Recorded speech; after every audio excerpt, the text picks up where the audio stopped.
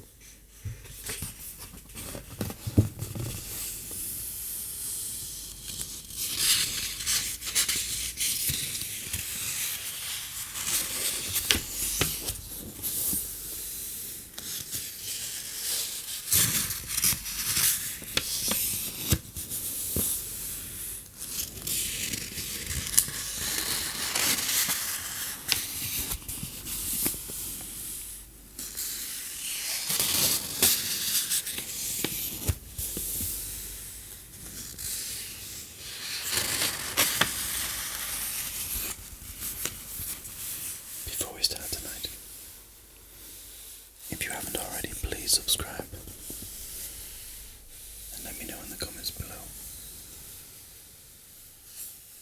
what story, poem, or anything really you would like me to read.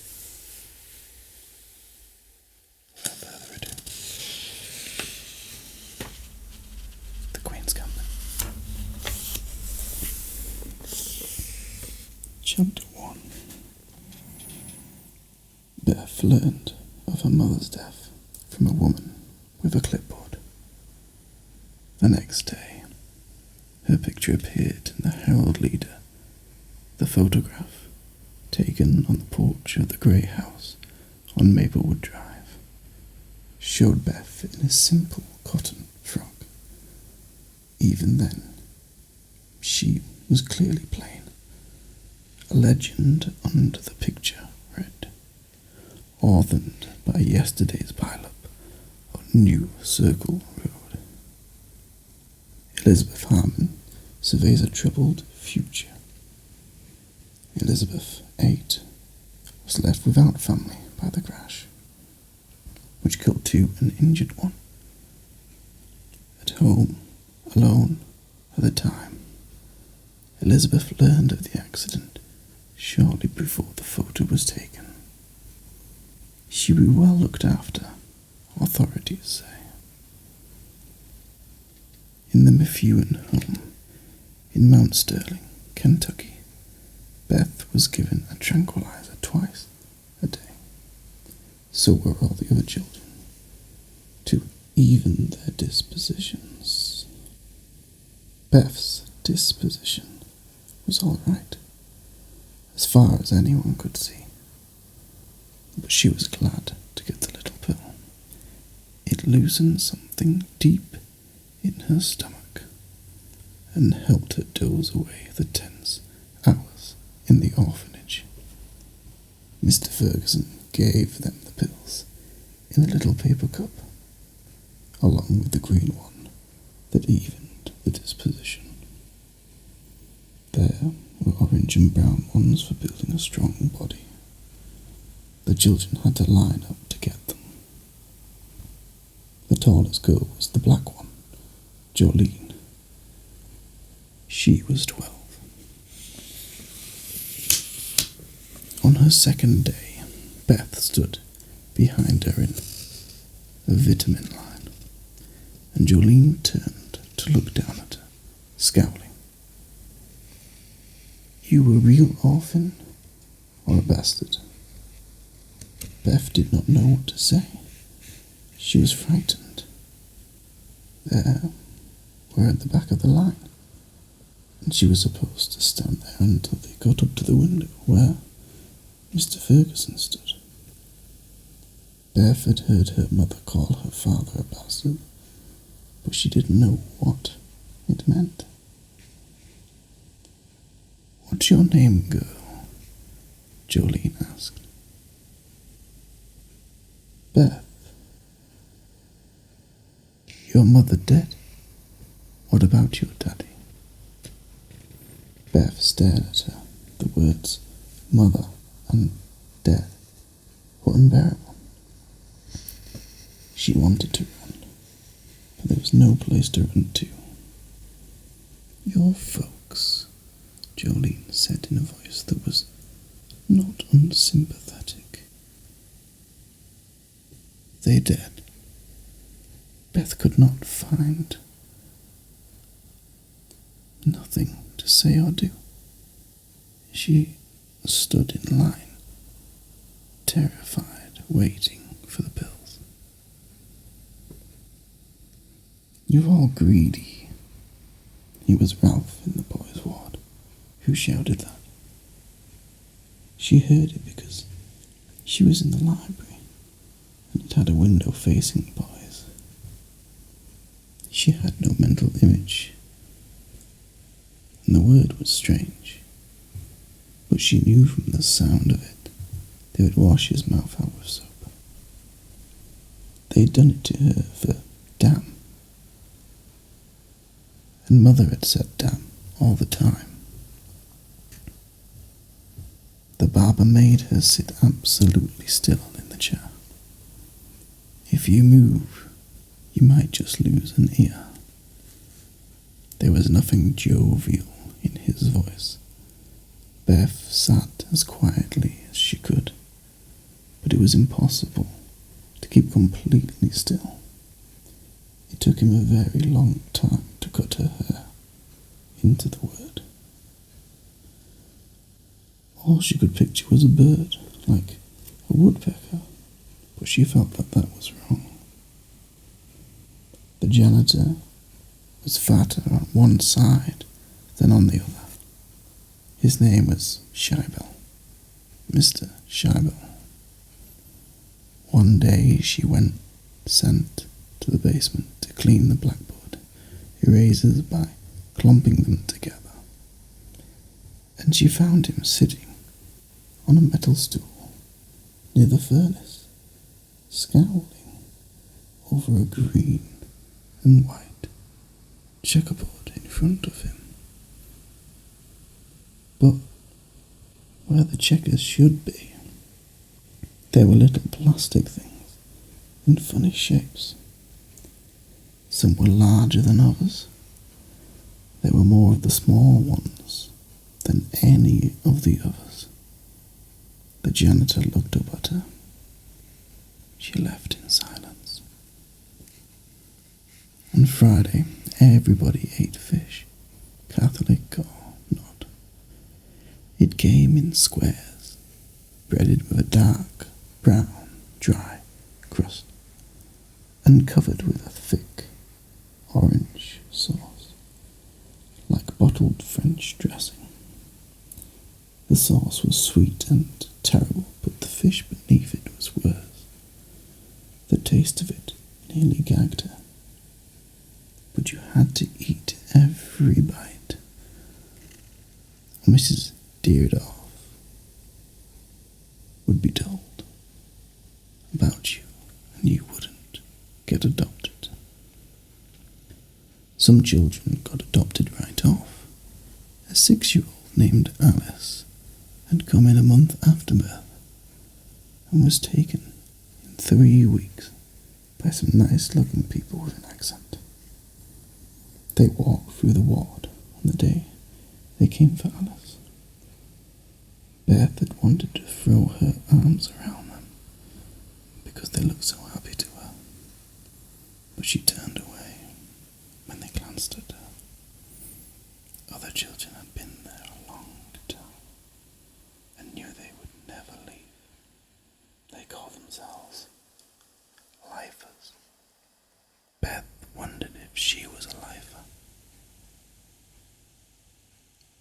Gym was bad, and volleyball was the worst.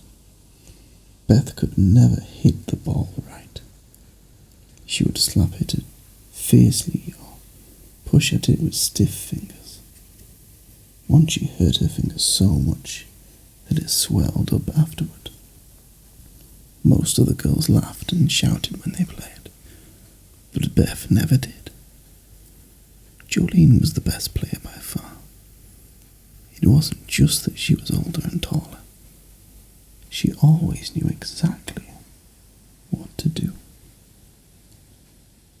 And when the ball came high over the net, she could station herself under it without having to shout at the others to keep out of her way, and then leap up and spike it down with a long, smooth movement of her arm. The team that had Jolene always won. The week after Beth hurt her finger, Jolene stopped her when gym ended, and the others were rushing back to the showers. "Let me show you something," Jolene said. She held her hands up with the long fingers open and slightly flexed. "You do it like this." She bent her elbows and pushed her hands up smoothly, cupping an imaginary ball. "Try it." Beth tried it awkwardly at first. Jolene showed her again, laughing. Beth tried a few more times and did it better. Then Jolene got the ball and had Beth catch it with her fingertips. After a few times it got to be easy. "You work on that now, here," Jolene said and ran off to the shower. Beth worked on it over the next week, and after that she did not mind volleyball at all. She did not become good at it, but it wasn't something she was afraid of anymore.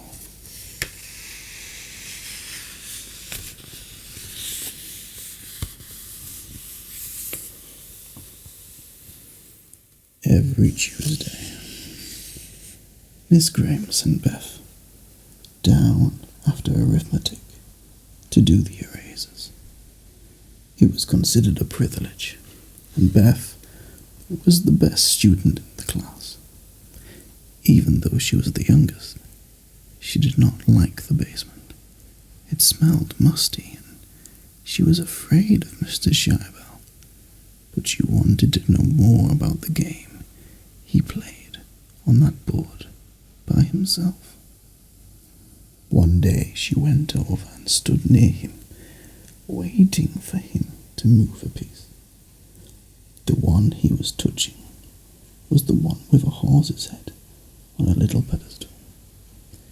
After a second he looked up at her with a frown of irritation. "What do you want, child?" he said. Normally she fled from any human encounter, especially with grown-ups, but this time she did not back away. "What's that game called?" she asked. He stared at her. "You should be upstairs with the others." She looked at him levelly. Something about this man and the steadiness with which he played his mysterious game helped her to hold tightly to what she wanted. "I don't want to be with the others," she said. "I want to know what game you're playing." He looked at her more closely. Then he shrugged. "It's called chess." A bare light bulb hung from a black cord between Mr. Scheibel and the furnace. Beth was careful not to let the shadow of her head fall on the board. It was Sunday morning. They were having chapel upstairs in the library, and she had held up her hand for permission to go into the bathroom, and then came down here. She had been standing, watching the janitor play chess for 10 minutes. Neither of them had spoken, but he seemed to accept her presence, looking at them as though he hated them, and then reach out over his belly, picked up by its top with his fingers, hold it for a moment as though holding a dead mouse by the tail, and set it on another square. He did not look up at Beth. Beth stood with the black shadow of her head on the concrete floor at her feet and watched the board, not taking her eyes from it, watching every move. She had learned to save her tranquilizers until night. That helped her sleep. She would put the oblong pill in her mouth when Mr. Ferguson handed it to her, get it under her tongue, take a sip of the canned orange juice that came with the pill, swallow, and then when Mr. Ferguson had gone on to the next child, take the pill from her mouth and slip it into her pocket of her midi blouse. The pill had a hard coating and did not soften in the time it sat under her tongue. For the first 2 months she had slept very little. She tried to, lying still with her eyes tightly shut, but she would hear the girls in the other beds cough or turn or mutter, or a night orderly would walk down the corridor, and the shadow would cross her bed, and she would see it, even with her eyes closed. A distant phone would ring, or a toilet would flush, but worst of all was when she heard voices talking at the desk at the end of the corridor. No matter how softly the orderly spoke to the night attendant, no matter how pleasantly, Beth immediately found herself tense and fully awake. Her stomach contracted. She tasted vinegar in her mouth, and sleep would be out of the question for that night. Now, she would snuggle up in bed, allowing herself to feel the tension in her stomach with a thrill, knowing it would soon leave her. She waited there in the dark, all alone, monitoring herself, waiting for the turmoil in her to peak. Then she swallowed the 2 pills and lay back until the ease began to spread through her body like the waves of a warm sea. "Will you teach me?" Mr. Scheibel said nothing, did not even register the question with a movement of his head. Distant voices from above were singing, bringing in the sheaves. She waited for several minutes. Her voice almost broke with the effort of her words, but she pushed them out anyway. "I want to learn to play chess." Mr. Scheibel reached out a fat hand to one of the larger black pieces, picked it up deftly by its head, and set it down on a square at the other side of the board. He brought the hand back and folded his arms across his chest. He still did not look at Beth. "I don't play strangers." The flat voice had the effect of a slap in the face. Beth turned and left, walking upstairs, with the bad taste in her mouth. I'm not strange, she said to him 2 days later. I live here. Behind her head a small moth circled the bare bulb, and its pale shadow crossed the board at regular intervals. You can teach me. I already know some of it from watching. Girls don't play chess. Mr. Scheibel's voice was flat. She steeled herself and took a step closer, pointing at,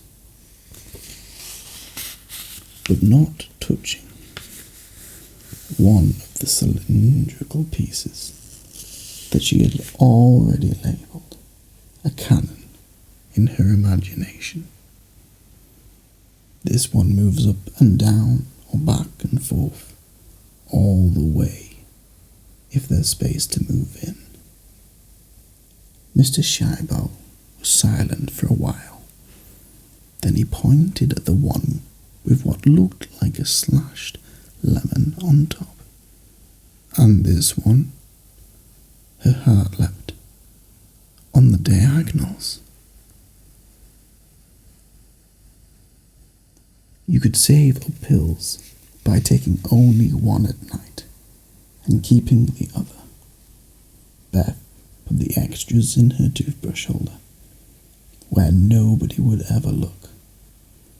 She just had to make sure to dry the toothbrush as much as she could with a paper towel after using it, or else not use it at all and rub her teeth clean with her finger. That night, for the first time, she took 3 pills, one after the other. Little prickles went across the hairs on the back of her neck. She had discovered something important. She let the glow spread all over her, lying on her cot, in her faded blue pajamas, in the worst place in the girls' ward, near the door to the corridor and across from the bathroom. Something in her life was solved. She knew about the chess pieces and how they moved and captured. And she knew how to make herself feel good in the stomach and in the tense joints in her arms and legs with the pills the orphanage gave her. Okay, child, Mr. Scheibel said. We can play chess now. I play white. She had the erasers. It was after arithmetic, and geography was in 10 minutes. I don't have much time, she said. She had learned all the moves last Sunday, during the hour that chapel allowed her to be in the basement. No one ever missed her at chapel, as long as she checked in, because of the group of girls that came from Children's across town. But geography was different.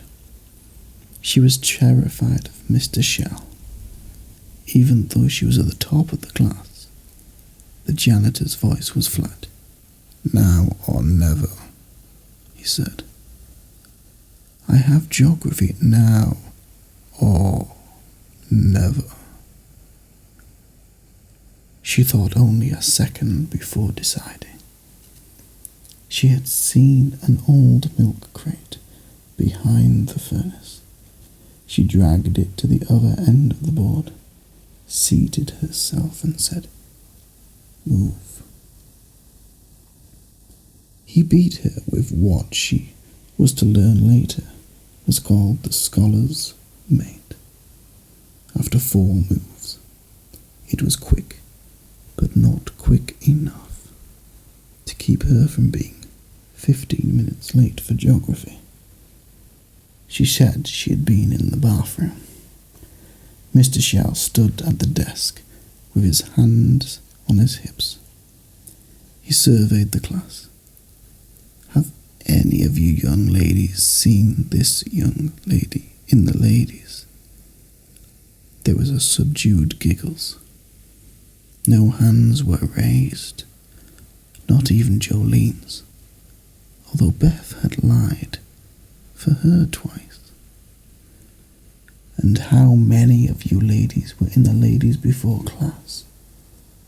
There were more giggles and 3 hands. "And did any of you see Beth there?" Washing her pretty little hands, perhaps. There was no response. Mr. Shell turned back to the board, where he had been listing the exports of Argentina, and added the word silver. For a moment Beth thought it was done with, but then he spoke, with his back to the class. 5 demerits, he said. With 10 demerits, you were whipped on the behind. With 10 demerits, you were whipped on the behind with a leather strap.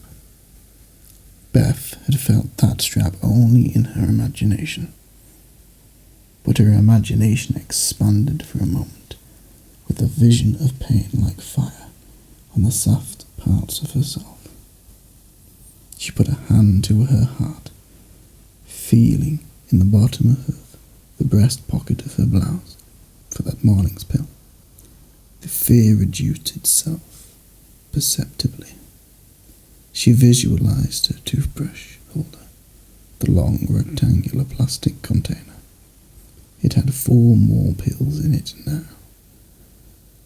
There in the drawer of the little metal stand by her coat.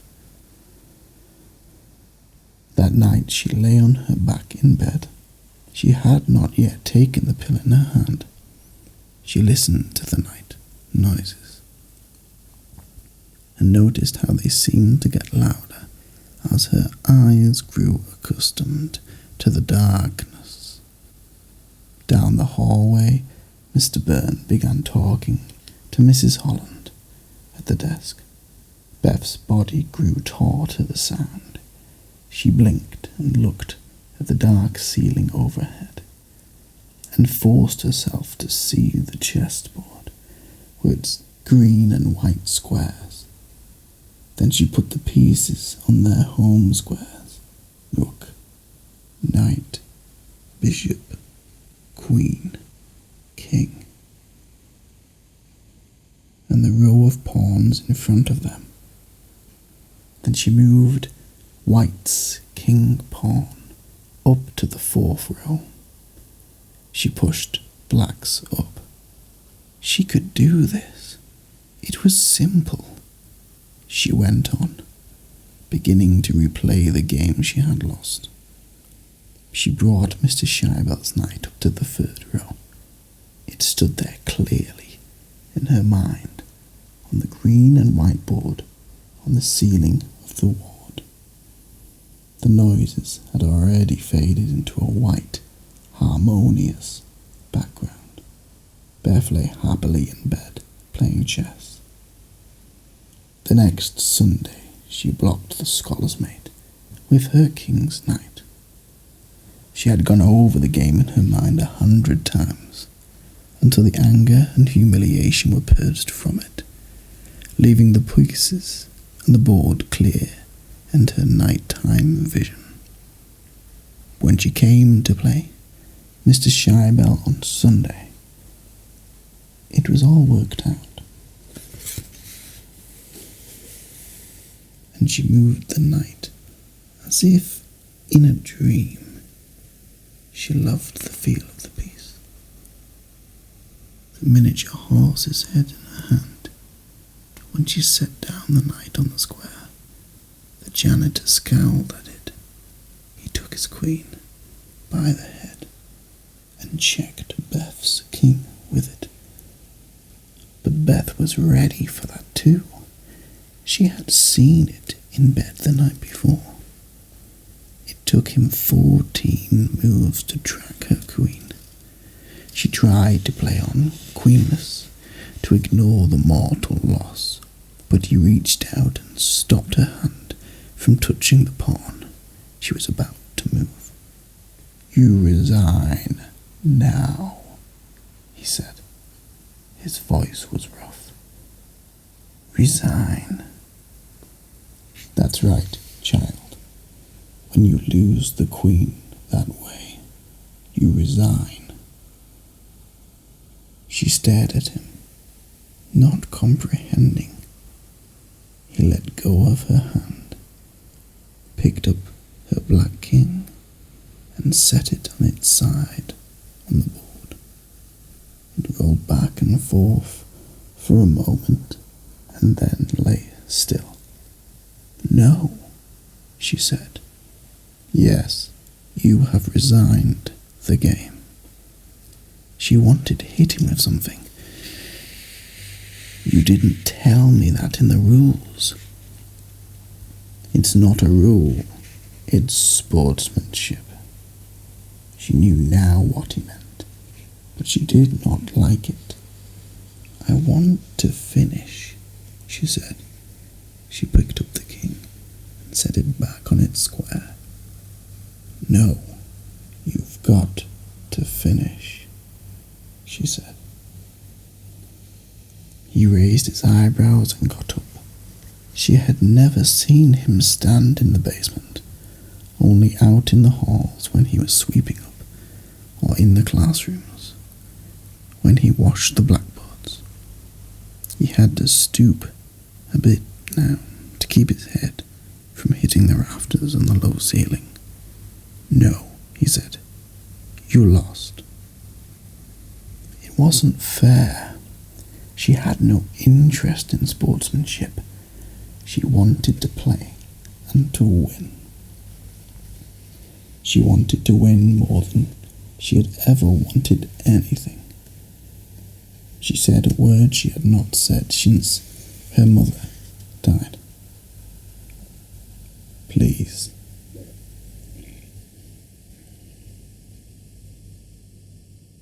"Game's over," he said.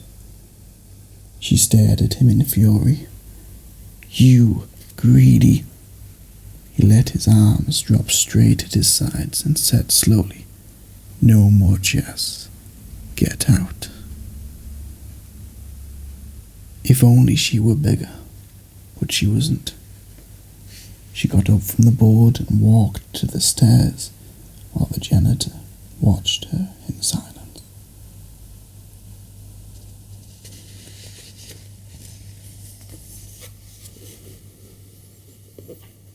So those are the first few chapters and pages of the Queen's Gambit. I hope you enjoyed it. I hope it relaxed you. If you haven't already, please do subscribe and comment below with any other books or ideas of things you would like me to read. I would really appreciate it. This is my first video, and there will be plenty more. I'll be hopefully doing one a night. But so far, this is my first video. If there's anything that you could point out that would help, whether it be the way I talk, how slowly I speak, or how fast I talk, please let me know in the comments below. I would really appreciate it. But close your eyes and relax. I'll see you next time. The ASMR book.